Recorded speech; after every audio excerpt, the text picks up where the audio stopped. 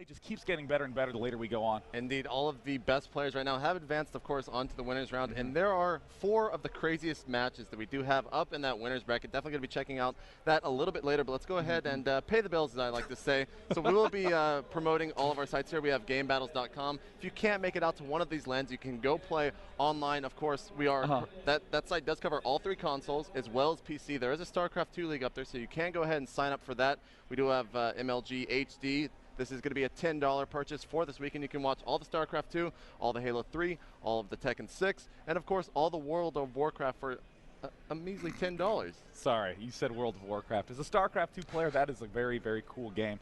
And also, of course, if you want to check out any of the results, any of the action, go to gotfrag.com, of course, MLGpro.com. And I didn't want to let you know that there is an Ask the Casters thread on MLGpro.com. You like to have that little audience dialogue going on, so you should post there and inquire about anything your heart so desires for me or JP, or of course HD and Husky. Right, that is going to be located in the MLG PC Circuit Thread StarCraft 2. There's 2 different StarCraft boards, so make sure you post in the right one for that.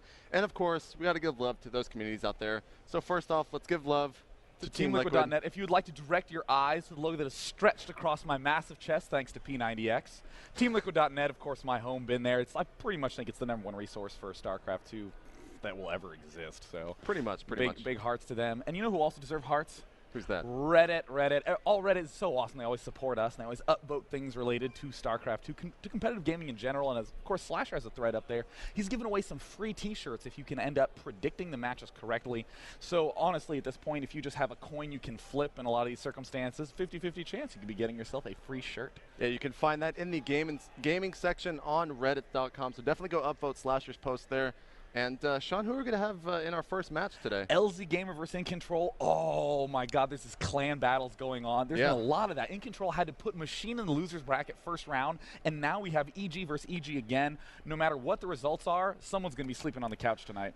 For sure. Now this is going to be probably the biggest match right now coming up in this losers bracket, because like you said, someone's going home after this match. They're both in the losers. Like, I don't know. This is definitely a tough spot. The lower bracket. The lower bracket, be too derogatory towards them, of course. They're not both losers. I think I almost said that on stream. That's kind of rude. I apologize for that. That'd be so awesome. Oh, and speaking of other really cool results, in Seoul, South Korea this weekend is also the GOM TV Star League qualifiers. Idra, the Little One, and Artosis all qualified for the next round, and I'm delighted about that news because Artosis really is one of the best players in the world. So that's fantastic, fantastic news. And of course, we did do a long TVT match, and I'm very excited today for some of those TVT games coming up.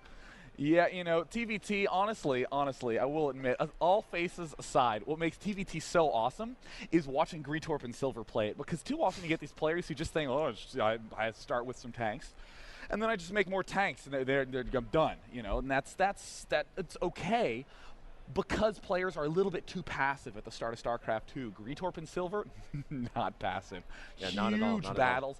I mean, HD and Husky had to cast like the most epic TVT between them. So honestly, I got the chance to stand behind Greetorp and watch him play, and I actually think he might be the best player in the tournament at this point. Yeah, you were saying that yesterday. I didn't really believe it. Then I actually went and watched the matches. And you saw me giving him a neck massage before his games. Like, wow, maybe that's really why. loves him. Maybe that's why he's playing so well here in this maybe event. on the stream we'll talk about how beautiful his hands are. Oh God, not the hands thing again. But of course we have LZGamer versus InControl going to be starting shortly. It's going to be Terran versus Protoss action coming up. And I'm interested to see LZGamer's Terran versus Protoss because he's been practicing a lot of Terran versus Terran because that was his weakest matchup. So you see that very often on his stream. And he also plays a lot with the Machine, so you see a lot of his Terran versus Zerg. But I haven't gotten the chance to see much of his Terran versus Protoss. He used to be a mass barracksing player. Do you know anything about whether his style has changed? You know, I'm not really sure. I did sit in some of the earlier practice sessions from the Team EG, but I haven't sat in one in a couple weeks. They pretty much locked me out of those because they didn't want me to give any special strats away to any of their teammates. So it looks like LZGamer is ready. Going to be waiting for Jeff, a.k.a. InControl, to go ahead and confirm that he is ready. And we are going to be playing on Metalopolis here as the first map, getting the standard map out of the way. And we'll see what's weird is that, okay, first of all, I just want to say for the record, getting Metalopolis out of the way, but Desert Oasis, wow, that's coming up soon. And you you might be saying, how on earth did Desert Oasis get in this map set? I hate Desert Oasis. And the answer is this guy, right? I love Desert Oasis so much. But the reason I think most people dislike it, as we've said before, it's that map that you need to practice on just as much as the other 6 maps in the map pool, because it's so extraordinarily different, so I'm very excited for that. But what's weird here is that Metalopolis is the big, expanding, late-game emphasis map. But InControl is very much so a one-basing Protoss player. Yeah, well, looks like we're seeing good luck from LZGamer. Go ahead and wait for InControl to say that we are good to start this match, just making sure. I don't want to start him. Yeah. I don't want to get beat up by Jeff, basically, is the whole thing. Seriously. He could probably bench the entire Western United States. He's a very, very strong man. So. For sure. Oh, yes, indeed. We are starting the match right now. I'm really excited to see how InControl is going to be playing this. Again, he's a big one-basing player. He likes to get the Colossus very quickly against Terran. We'll see if he ends up doing that against LZGamer, going directly into Game 1 of Day 2 of the MLG StarCraft 2 inaugural tournament. Indeed. Now, I want to see what the spawn positions are going to be here, because if it is cross-map, you definitely see a little bit of a more economical build from both players once they spot that to see where their enemies are. And the loading screen chirking me again. It is full. Oh, it's the tension. The adrenaline is coursing through my veins. Or that, it's the caffeine. InControl spawning at the left position. Ooh, this is already going to be a very interesting match. InControl at the left as the blue Protoss. Blue, again, is the lower seed, but I don't know if that's exactly fair, as both these players are phenomenal. But LZGamer has been performing better than InControl in this tournament, advancing farther in the winner's bracket, so he is the red Terran on the right. Now let's talk a little bit about Team EG. They did send 4 members here. Machine, the Zerg player, Inca, the Protoss, InControl, of course, Protoss player, and LZGamer. Love EG for sending that many people here to this tournament. Definitely a great sponsor in EG. Yeah, and I mean, I'm so heartbroken that InControl is having to play another one of his teammates. Machine actually eliminated from this tournament, losing first round to InControl in, honestly, a game he originally had won in Game 1, but kind of faltering in the second game as a result of getting thrown a bit off and then getting eliminated in the loser's bracket by Cats from Team Root. So, I mean, again, so unfortunate that all those great players can't get the chance to advance, but such is tourney life. Indeed, looks like InControl has thrown down that pylon at 11. We're going to have to see when he throws down that gateway. Has queued up another probe. It is probably going to be around 13 as he is continuing to chrono boost. Looks like Depot going down for LZGamer. No quick Reaper tricks here, and Iraq's going down right now as well. Yeah, and it looks like usual 13 barracks going down by InControl. It looks like he's spending a lot of his chrono boost on probe. Excellent timing on that. We'll be getting a gas geyser shortly. And InControl, I think it would favor his style if his opponent were at the top, but as we see, LZGamer is in the cross position. And it looks like, I mean, these players, we talk a lot about LAN experience. We talked a lot about it yesterday, but these two players, some of the old schoolest people out there in StarCraft. So when it comes to LAN experience and tournament jitters, these guys really don't have it. Yeah, they're very, very calm players, and I am so excited. I don't see any gas geysers. I was spamming them up here. No gas yet. LZGamer almost certainly going for a very fast expansion command center, and this probe is trying to make its way to the front of LZGamer's base, but I don't think it'll be able to get there in time. Oh, LZGamer needs to block the front.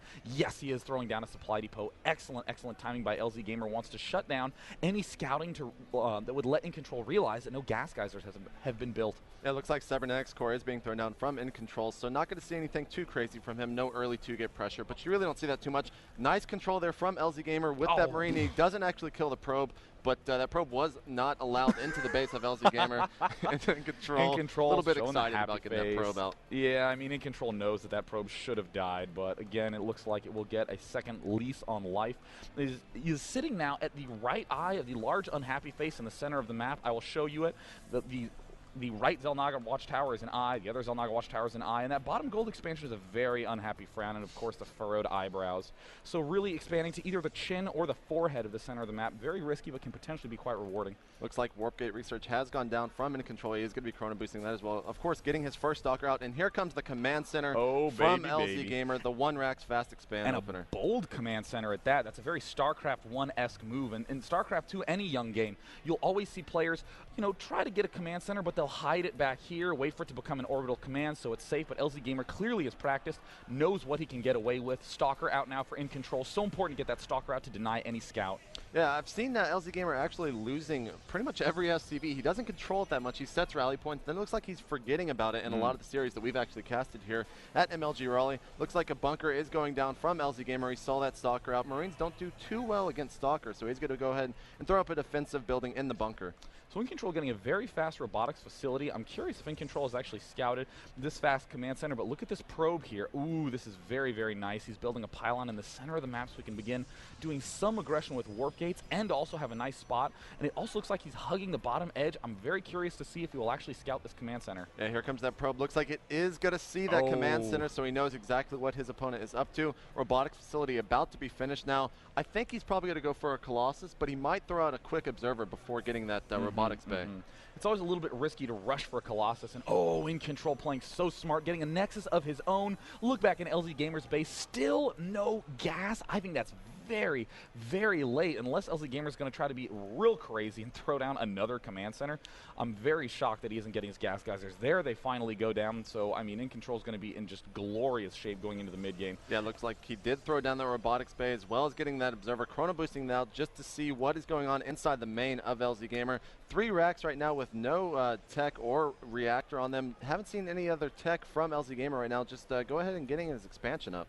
Yeah, I'm a little concerned because LZGamer's been having his money hover around 200 to 300, and all that money could be spent on something very useful, such as getting faster refineries, getting more gas, getting upgrades, or something along those lines. But it looks like LZGamer thinking about doing a very early push. This is very creative on his part.